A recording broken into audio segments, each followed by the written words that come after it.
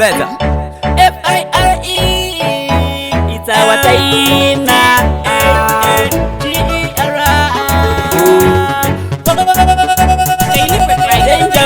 Malebadi, dog Mary, Goma Tigiri, celebrate Tibejan, Mataka to Pisa, Iskata, Goma Tilbata, Bauti Robokutia, Watibata, Madabasha, Isuti Shasha, Jambadanini, Badane Ukasha, Pageto, Barguti Bada Muchaitam, Samukita Zati, Yakunga Mukataika, Mapageto, the danger Bada Muchaita, Mapanzi, what did the Patingo Mausapita, Iowa, Tiketo, Jampiani, Badata, Sutora number 1, Danger Bada Muchaita, Mapanzi, what did the Patingo Mausapita, Iowa, Tiketo, Jampiani, Danger Bada, Sutora number 1, Matataku Karataipa, Makaiba, Karawandi drive on the Chaita.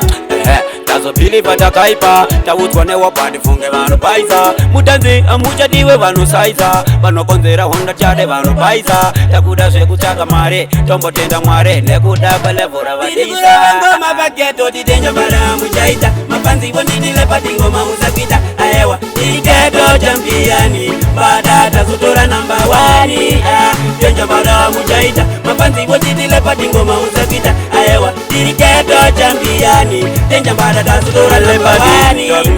Ngoma tigirele sa celebrate kipefe jani matsaga to pizza Iskata ngoma tilkubata Pauze robo kutia wave watibata Madabasha isuti shasha Njambada nini badane ukasha Pageto barguti mbada wa muchaitam Samukita zati ya kunge mukataika Mapageto ditenja mbada muchaita Mapanzi wandidi lepati ngoma musapita Aewa tiketo champiani Badata sutura number 1 Denja bada muchaita, mapanzi wotiti lepati ngoma usakita. Aewa, tiketo champiani, denja bada tasudona number 1. Antifunge ndija kwita nini, vauze tanti kwiti nini, andizi mukawati nini, panesete zatru kwita nini, antifunge ndija kwita nini, vauze gluko kuti nini, denja bada ndini.